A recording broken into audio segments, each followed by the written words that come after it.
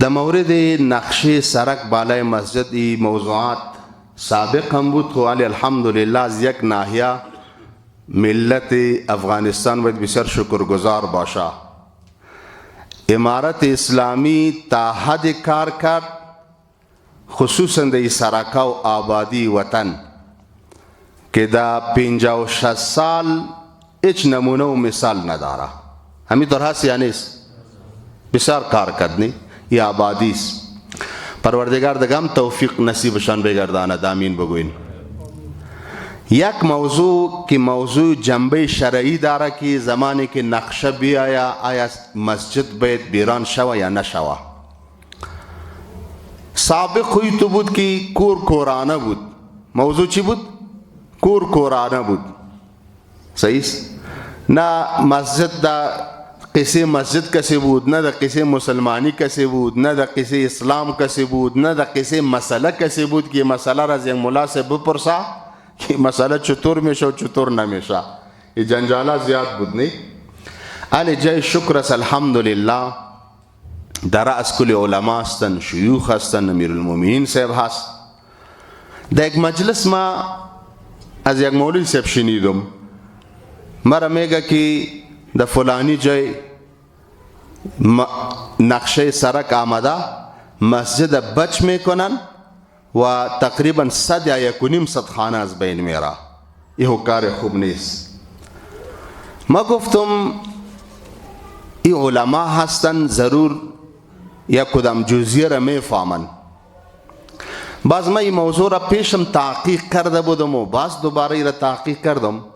کتاب معروف مذهب ماست، بحر الرائق، شرح کنز الدقائق، علامه ابن نجیم مصری، فتح القدیر، علامه ابن الهمام، یا رد المحتار على الدر المختار، فتاوى شامی میگن برش، دی فتاوى معاصر، فتاوى الرحیمیه السید عبدالرحیم لاجپوری سے.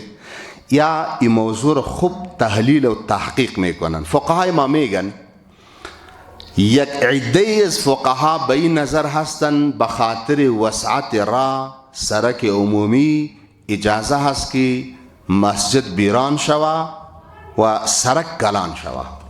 عده از علما به این نظر هستن. خوب راجع نظر صحیح و نظر قوی خلاف ازیست. اکثر فقها به این نظر هستن که نه، بخاطر را مسجد بیران نشوه.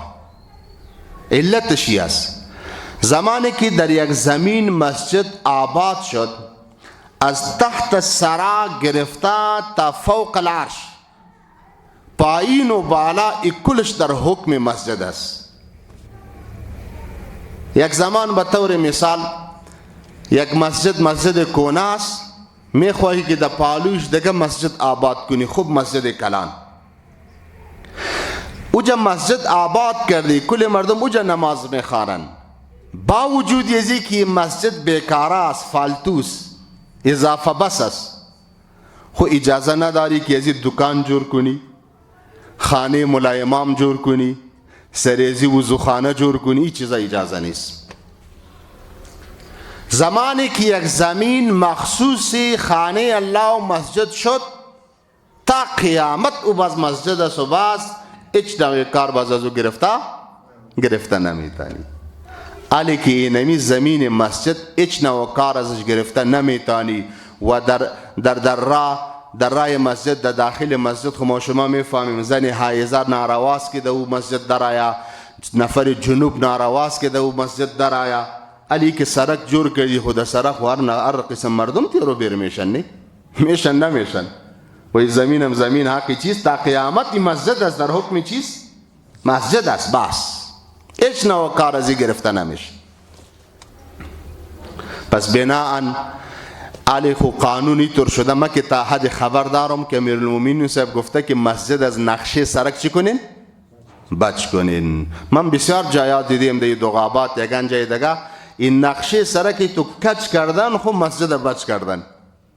و لایق هم همیست با یک نظام اسلامی همیطور میزیبا تاکہ مسلمانا بفهمن که مقدسات اسلام ما چق ارزش داره. مسجد الشعائر الله است، جای عبادت ماست، خانه خداست.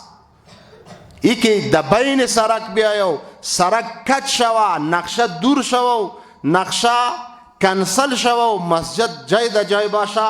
دی فکر جوانه و نوجوانه ای اهمیت و ارزش مقدسات اسلامی جای میگیره که الحمدلله اینقدر ای مهم چیز مهم هست. نقشه تغییر خورد که مسجد جای د جای من خانه خدا. پس بناء راجح اینمیست که سرک نقشش تغییر بخوره خب مسجد بیران نشوه. اگر بسیار امکان نداشت دیگر رای خلاصی نبود، بعض گفتم که یگان علما قول جواز دادن، میگن مشکل نداره او در صورت ضرورت، اما تا که مشکل حل میشه نقشه سرک تغییر داده شوه مثل که علی جریان داره الحمدلله و مسجد بد شوه.